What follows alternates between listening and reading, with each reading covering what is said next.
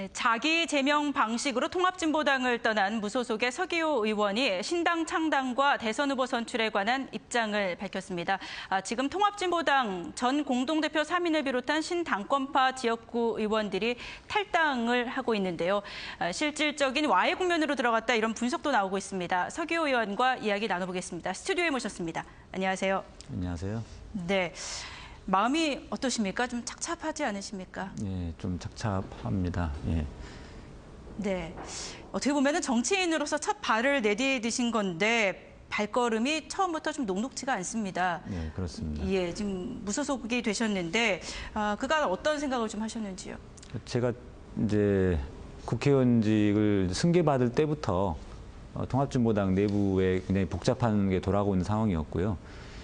그래서 제가 국회의원이 됐음에도 불구하고 굉장히 마음이 무겁고 그랬습니다. 근데 이제 그 당내 상황이 이렇게 뭐 안정이 되지 않고 계속적으로 뭐 제명 부결 사태가 벌어지면서 대규모 탈당 사태가 벌어지고 그리고 그러면서 이제 사실상 분당 국면으로 들어갔지 않습니까? 네. 그리고 뭐 이번에 불가피하게 어떤 자기 제명 과정을 거치게 됐는데요. 네.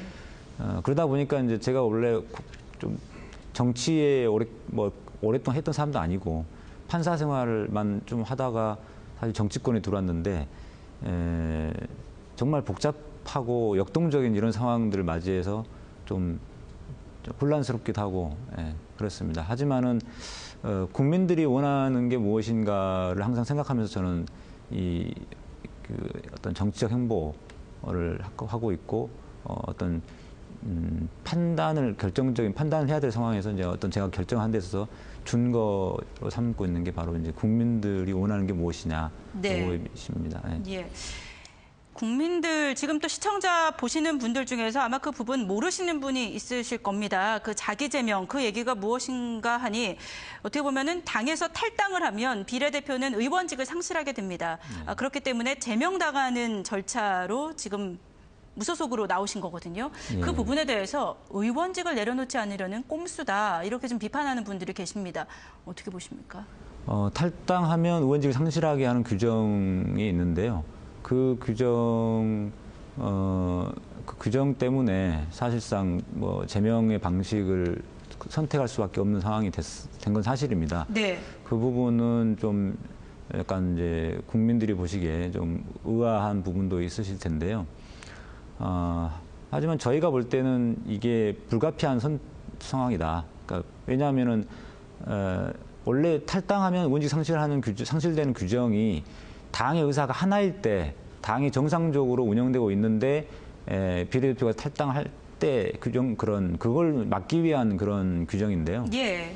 근데 지금은 분당 국면이거든요. 정확하게 당의 의사가 두 개로 쪼개지는 상황입니다. 그렇다면 당원들도 둘로 나눠지는 것이고 그리고 그 통합진보당을 지지해 주셨던 총선 때 지지를 보내주셨던 10% 이상의 그 국민들도 지금 나누어지는 거죠.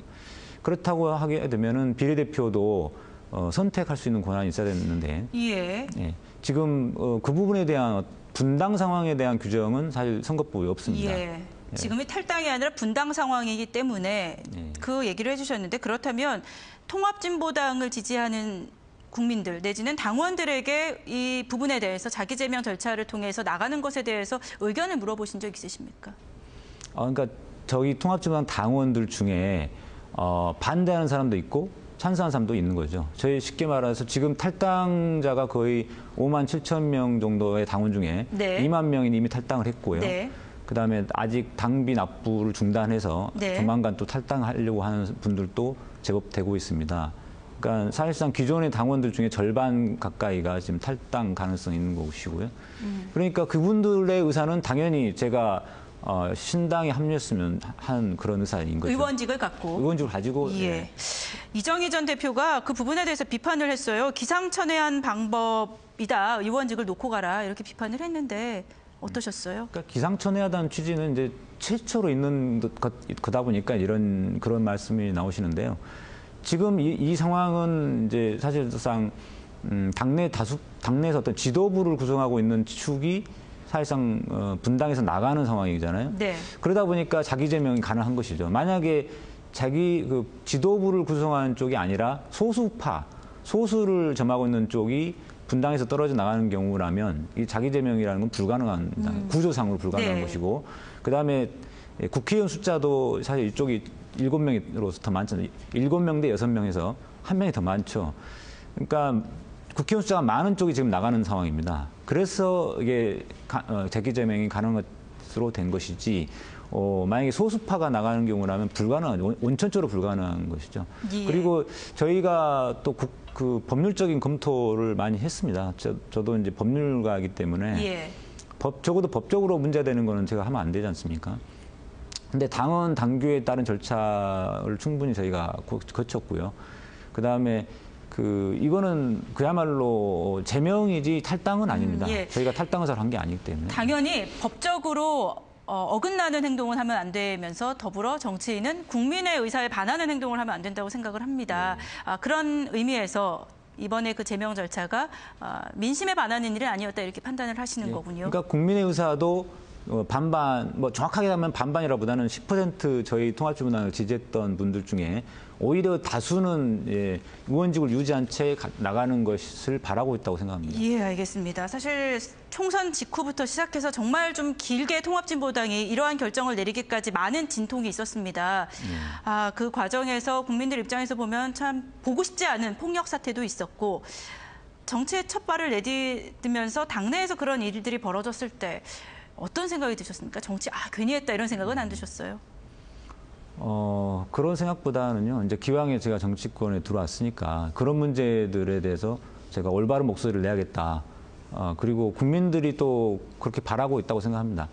이렇게 정치권이 일반 국민들이 볼 때 좀 이해가 잘 안 되고 진흙탕처럼 보이는 것은 네. 그만큼 이제 기존 정치권의 어떤 논리가 작동하기 때문인데요.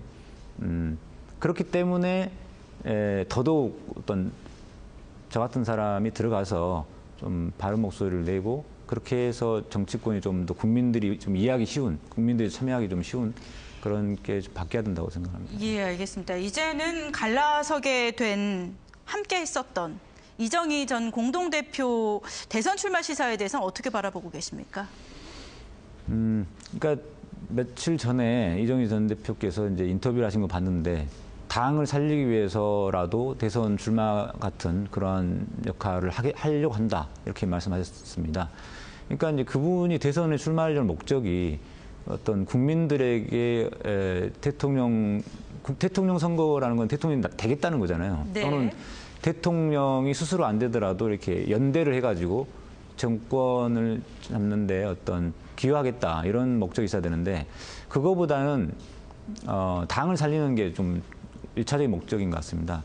근데 저의 개인적인 생각도 그렇고 저희 이제 분당에서 나가는 그 진보 혁신 모임, 그 심상정, 노회찬, 유시민 이런 분들 입장도 대선에서 어떻게 야권 단일 후보가 승리를 해서 정권 교체에 기여할 것이냐. 여기에 초점이 맞춰져 있습니다, 저희는. 네. 그리고 또 한 가지는 당을 살리는 게 목적이 아니라 국민들이 정말 원하느냐. 그리고 국민들에게 뭔가 희망과 비전을 제시해 주기 위해서 대통령 선거에 나가는 이런 형태가 돼야 되는데 그 점에서 많이 좀 관점이 다른 것 같습니다. 예. 그렇다면 말씀하신 대로 이제 앞으로 나왔으니까 신당 창당에 대한 계획을 이제 세우셔야 되겠죠. 그 네. 부분은 어떻게 진행이 되고 있습니까? 저희가 이제 진보 혁신 모임이라고 하는 그 회의 틀을 만들어 가지고 네. 지속적으로 회의를 좀 거쳤습니다. 그 과정에서 이제 탈당 부분이 이제 마무리가 좀 이번 주 내로 되면 이번 주 일요일 날 전국적으로 다른 지방에서도 많이 오셔가지고 좀 회의를 하기로 했는데요. 거기서 구체적인 게 나올 것 같고요. 그 다음에 신당 창당에 관한 거는 이제 기본적으로는 노동에 기반하면서도 시민 참여 대중정당으로 나가야 된다. 이런 형태로 한 2가지 정도의 큰 틀을 제시하고 있습니다. 지금까지 계속 진보정당이 추구해왔던 바 아닙니까? 노동 기반한 진보 정당이자 시민사회를 비롯한 모두가 참여하는 대중적인 정당. 이것은 진보 정당이 꿈꿔왔던 바인 것 같은데 이번에는 가능하겠습니까? 근데 이제 기존의 민주노동당의 모습은 특히 후자의 측면, 시민 참여 대중정당의 모습은 아니었습니다. 예. 그다음에 앞에 부분 노동 기반이라고 하는 것도 민주노총의 어떤 조직적인 지지와 기반이 있었다는 거지 어떤 일하는 사람이 중심이 되는 어떤 일하는 사람들이 자기 정당으로 느끼는 그리고 조직되지 않은 그 비정규직 노동자라든지 노조가 없는 그냥 화이트 칼라 노동자들도 많지 않습니까? 사실 뭐 여기 방송국에서 근무하시는 분들도 네. 사실상 일하시는 그냥 분들인데 그런 분들이 좀 이렇게 손쉽게 참여하고 자기 당으로 자기가 지지할 수 있는 당으로 믿고 맡길 수 있는 그런 차원으로 좀 바꾸려고. 그러면 시점은 언제쯤이 될까요? 시점은 이제 저희가 김재남 의원이 이제 같이 하겠다고 대중적 진보정당이 같이 하겠다고 하면서 조금 상황이 달라진 게 있는데요. 조금 더 빨라질 수도 있지 않을까. 대선 전에 상당할 수도 있지 않을까 지금 논의가 되고 있습니다. 구체적인 시점은 아직 확정된 건 아닙니다. 예, 얘기를 여쭤본 게 지금 대선을 앞두고 있기 때문에 신당 창당에 이어서 대선 후보까지 낼지 안 낸다고 얘기는 들었습니다만 확고합니까? 안 낸다는 이야기는 안 했습니다. 그러니까 그래요? 대선 후보를 낼 거냐 안 낼 거냐에 대해서 지금 논의 중인데요. 저희가 그 논의할 때 그 관점은 후보를 내냐 안 내냐보다는 어떤 그 틀을 가지고 그다음에 어떤 비전을 제시하면서 대선에 임할 거냐. 입니다. 왜냐하면 저희로서는 대선에서 야권 단일 후보와 함께 정권 교체 기여하는 게 주된 목적이기 때문에 그렇습니다. 예, 알겠습니다. 야권 단일 후보로 정권 교체에 일조한다라는 말씀을 들어서 제가 대선 후보를 안 낸다라고 생각을 한 모양입니다. 그 부분은 이게 후보를 내서 야권 연대가 하면서 가능할 수도 있는 거니까요. 예, 알겠습니다. 지금까지 무소속이 되셨습니다. 서규 의원과 함께 이야기 나눠봤습니다. 고맙습니다. 네, 감사합니다.